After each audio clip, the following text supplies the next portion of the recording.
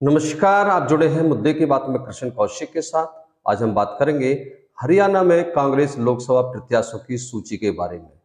Congress party की सूची जारी होने को लेकर तारीख पर तारीख तय हो रही थी, लेकिन काफी माथापच्ची के बाद भी प्रत्याशियों के नाम पर सहमति नहीं बन पा रही थी।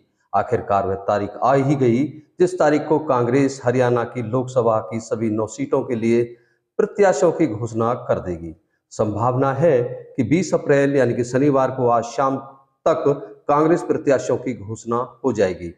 आपको यहाँ बता दें, सलमान खुर्शीद व मधुसूदन मिस्त्री की उपसमिति ने सभी 9 सीटों के लिए एक एक नाम तय कर लिए हैं। यह सूची कांग्रेस के राष्ट्रीय अध्यक्ष मल्लिकार्जुन खड़गे को सौंप दी जाएगी।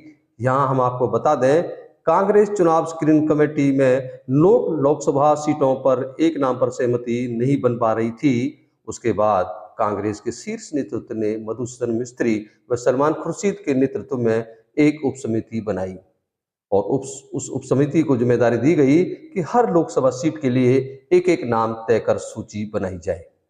आपको यहां बता दें कि कांग्रेस आलाकमान की इस बात पर भी पैनी नजर थी कि कोई ऐसा प्रत्याशी न चुन लिया जाए जिसके तार भाजपा से जुड़े हों।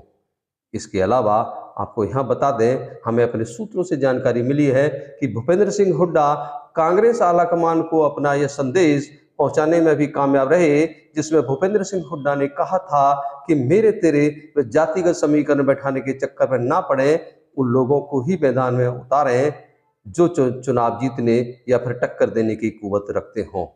सर्वे रिपोर्ट और सारे गणित की गणना करके ही टिकट दी जाए। बहरहाल ये बात सबको समझ में आ गई और 9 की 9 लोकसभा सीट पर एक एक नाम तय कर दिए गए।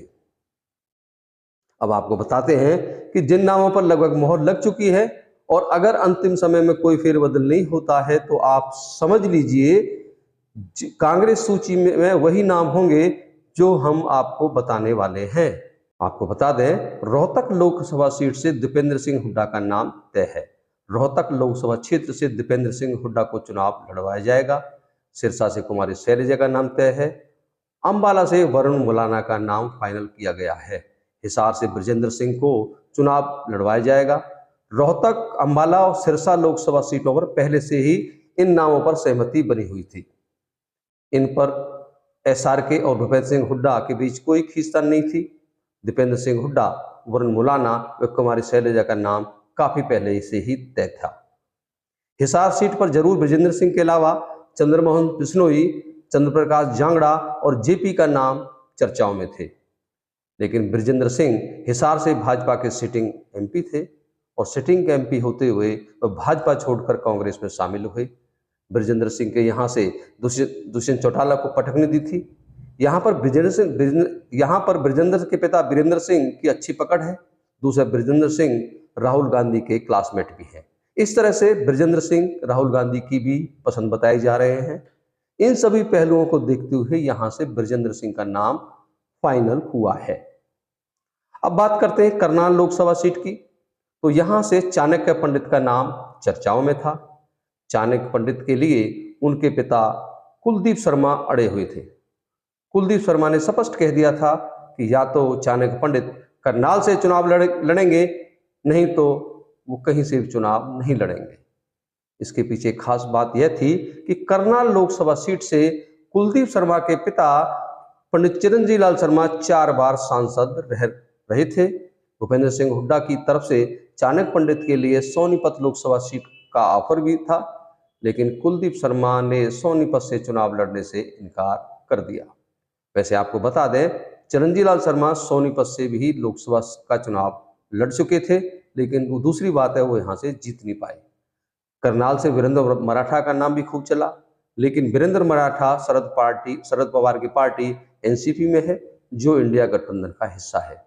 जैसा कि राजपूत समाज भाजपा से नाराज चल रहा है, तो ऐसे में कांग्रेस पार्टी करनाल लोकसभा सीट से राजपूत चेहरा उतारना चाह रही थी, ताकि राजपूत समाज का वोट कांग्रेस के पाले में आ जाए। ऐसे में वीरेंद्र राठौर के नाम पर चर्चा हुई। वीरेंद्र राठौर लंबे समय से कांग्रेस पार्टी से जुड़े हुए हैं। वीरेंद्र राठौर ने कांग्रेस की टिकट पर विधानसभा का चुनाव भी लड़ा था। हालांकि वे चुनाव हार गए थे, लेकिन इसके बावजूद उनका कांग्रेस पार्टी और आलाकमान के साथ निष्ठा बनी हुई थी। इस तरह से सारे समीकरण को देखते हुए वीरेंद्र राठौर का नाम करनाल से लोकसभा सीट से फाइनल बताया जा रहा है। अब बात करते हैं सोनीपत लोकसभा सीट की।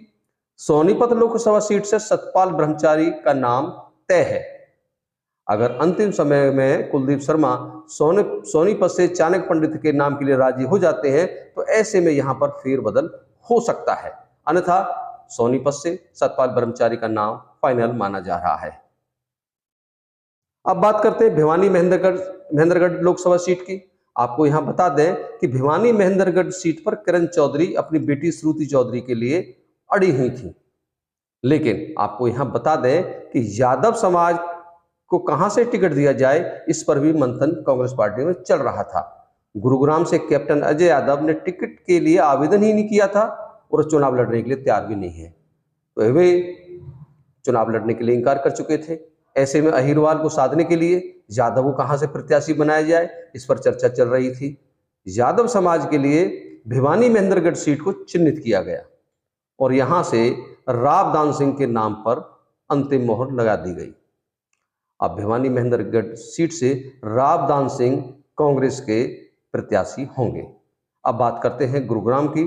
जैसा कि हमने आपको पहले बताया था कि गुरुग्राम से कैप्टन अजय यादव चुनाव लड़ने से इनकार कर चुके थे।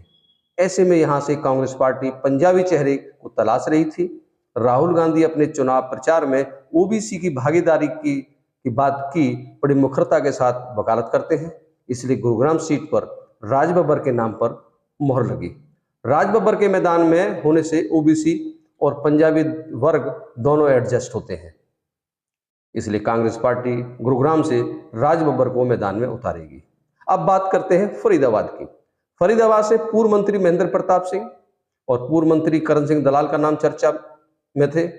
इन दोनों में से किसी एक नाम पर सहमति नहीं बन पा रही थी। कांग्रेस 2014 व 2019 में गुर्जर नेता अवतार सिंह भडाना को कृष्णपाल गुर्जर के सामने उतारकर देख चुकी है। अवतार सिंह भडाना भाजपा प्रत्याशी कृष्णपाल गुर्जर को टक्कर देना तो दूर, उनके सामने टिक भी नहीं पाए। परिणाम स्वरूप यह रहा कि 2014 में कृष्णपाल गुर्जर की जीत का जो मार्जिन 4 लाख था, वह मार्जिन 2019 में बढ़कर 6.5 लाख हो गया। अब महेंद्र प्रताप गुर्जर बरादरी से आते हैं। ऐसे में कांग्रेस पार्टी महेंद्र प्रताप पर दाव लगाना उचित नहीं समझा। वैसे भी महेंद्र प्रताप ने टिकट लेने के लिए आवेदन नहीं किया था। महेंद्र प्रताप अपने बेटे विजय प्रताप के लिए पैरवी कर रहे थे।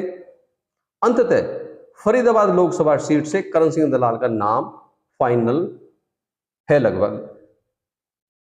हम आपको एक बार फिर बता देते हैं, कांग्रेस पार्टी ने रोहतक से दीपेंद्र सिंह हुड्डा, सिरसा से कुमारी शैलजा, अंबाला से वरुण बुलाना, हिसार से ब्रजेंद्र सिंह, भिवानी महेंद्रगढ़ से रावदान सिंह, सोनीपत से सतपाल ब्रह्मचारी, करनाल से वीरेंद्र सिंह राठौर, गुरुग्राम से राज बब्बर और फरीदाबाद से करण सिंह दलाल के नाम लगभग तय हैं।